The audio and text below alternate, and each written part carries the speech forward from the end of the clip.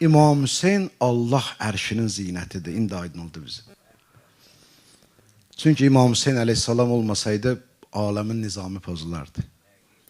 Ha, varlıq aləminin nizamı yox. Varlıq aləminin nizamı yox. Təşri nizam pozulardı, bəli. Təşri nizam pozulardı.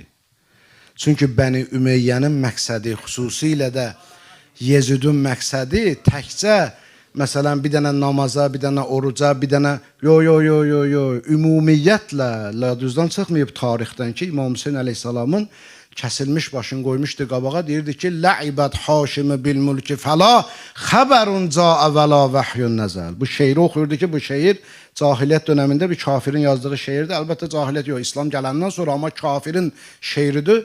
Şeirdə belədir, Lə'ibət haşimi bil mülki fəla, xəbərun caə vəla vəhyun nəzəl.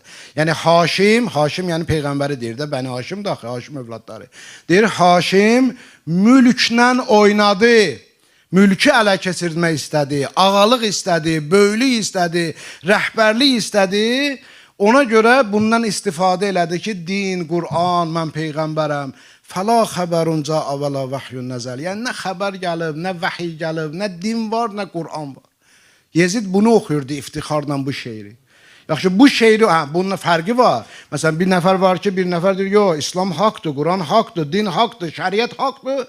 Ancaq bu məsələləri mənim gücüm çatmır eləməyə və yaxud bunu bir gün bacarmıram eləməyə və yaxud kimsə bacarmasa ona göz yum. Məsələn, bu fərq eləyir bunu. Bu inanır şəriət var, din var, Quran var.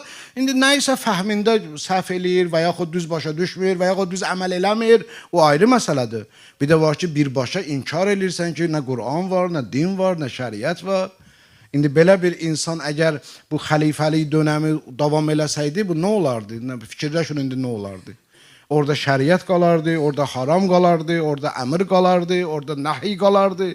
Orada heç bir mənası yox idi. Başqa sözlə, o ərşin, ilahi ərşdən sadir olan əmr və nəhilər, o ilahi ərşdən nizamin, aləmi nizama salmaq üçün nazil olan əmr və nəhilər yer üzərində icra olunmayacaqdı.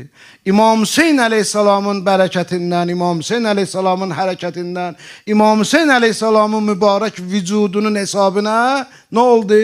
Həmən ərşdən sadir olan əmr və nəhi bu günlərdə mötəbərdir. Bu günlərdə əgər Qur'an bizim üçün ən əziz kitabdırsa, İmam Hüseyin əleyhissalama borcluyuz. Bugün bizim üçün din hər şeydən önəmlidirsə, İmam Hüseyin əleyhissalama borcluyuz. Bu günləri biz halal və haram biliriksə, İmam Hüseyin əleyhissalama borcluyuz. Hətta mən biraz da lap gedim dərinə. Qabağıma süfrədə yemək qoyulur evdə. O əlvi uzadanda Bismillah deyirsən abi, onda da İmam Hüseyinə borclusun. Ora qədər borclusun. Bəli, çünki əks halda bu mənası qalmayacaqdı, mənası olmayacaqdı. İmam Hüseyin əleyhissalam budur.